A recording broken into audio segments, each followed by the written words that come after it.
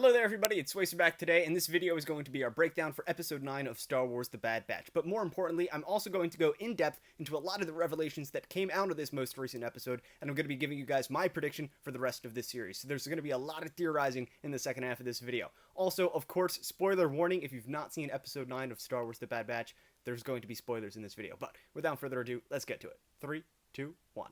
Alright, so easily the biggest revelation that came out of this episode is the fact that Omega is just one of two pure genetic copies of Jango Fett's DNA, with the only other one being Boba Fett himself. This makes her valuable because in order for the Kaminoans to continue their cloning process, they would need to extract her DNA to continue the template. Now on top of that, if you think back to Episode 8, in the beginning of the episode, Prime Minister Lama Su mentions that Omega is vital to the success of their contingency plan. I have several ideas about what this could be, and we're going to talk about it later in the video when I start to theorize. Okay, next up I want to talk about the GOAT Cad Bane. I absolutely loved getting to see him back in action this episode, but when he returned in Episode 8, a lot of people were wondering whether or not the unreleased duel between him and Boba Fett has already occurred in the canon timeline. And, there wasn't really a whole lot of answers, but then some art released that featured Cad Bane with a metal plate in his skull. However, that was just art until this week's episode where he was featured with that same metal plate in his head. Now, while it has still not been directly confirmed, this seemingly reveals that Cad Bane has already dueled Boba Fett at this point in the timeline. They likely both shot each other. Cad Bane gave Boba Fett the dent in his helmet, and Cad Bane also got a dent, but in his head, and now he has this metal plate. But he survived, and he was able to walk away. Also, I just wanted to point out the Kaminoan that Fennec Shand kills in this episode, Ton Wei. If you didn't realize who that is the same Kaminoan that escorted Obi-Wan Kenobi in Attack of the Clones on the Kamino cloning facility. Rest in peace. Okay, now it's theory time. I think it's become clear that there are separate agendas unfolding at Kamino. Despite their opposing stances on what should be done with Omega, I think it's clear that both Nala Se and Prime Minister Lama Su are both losing trust with the Empire as they advance with Project Warmantle in favor of cheaper conscripted soldiers rather than a clone army. Ultimately, I think that Nala Se and Prime Minister Lama Su are going to try and plan some sort of mutiny in an effort to permanently cut ties with the Empire, similar to the clone uprising from Legends. While both would be on board with the idea, Lama Su will still likely seek the return of Omega, as I believe their aforementioned contingency plan is the development of more clones for the Kaminoans to create their own personal army to use against the Empire.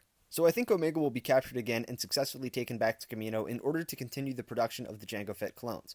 I think Prime Minister Lama Su will successfully extract her DNA and plan to have her terminated, but Nala Se will learn of this and make contact with the Bad Batch, letting them know how to save Omega. The Bad Batch will have no other choice but to return to Kamino, possibly with the help of Fennec Shand and maybe even Rex as well. And as all of this unfolds, I also think that the Empire will rapidly begin to take more control away from the Kaminoans and their operations, enough so that it forces the Prime Minister to begin with their mutiny plans earlier than anticipated. I think somehow the Kaminoans will be able to figure out a way to reverse the effects of the inhibitor chip for the clones that are on Kamino and use those clones to combat the Empire. So as all this chaos is happening, the Bad Batch will arrive on Kamino to save Omega. Nala Se will likely ensure their entrance to the facility, and during the rescue I think they're going to run into Crosshair, who has still not had his chip removed, and he's still going to be leading those conscripted soldiers. I think they're going to try and save him, and they may even successfully remove his chip. But once everything is said and done, the mutiny will almost certainly be a failure. And I am betting on the fact that Darth Vader is going to be the one to show up and shut it down. However, in the process, I also think that whatever remains of Jango Fett's template and what they were able to extract from Omega will be destroyed by the Bad Batch intentionally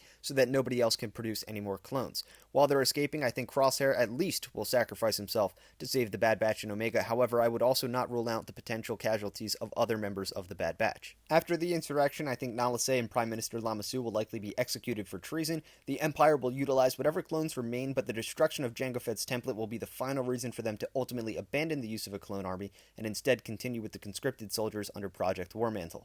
However, before the series came out, I stated that I believed Palpatine would have a personal interest in the continuation of cloning experimentation, and I still believe that to be the case. I think we'll see the installation of a new head of cloning operations, one that is loyal to the Empire and focused on more secretive projects like what we see in The Mandalorian with Dr. Pershing and Grogu. And I think it's also important to note that this episode revealed that the Kaminoans have utilized other facilities across the galaxy in the past for different projects, and I think it's likely that some of these projects were also ordered in secret by Palpatine and may have even supplied some of the groundwork for the Sith cultist creations of Snoke on Exegol.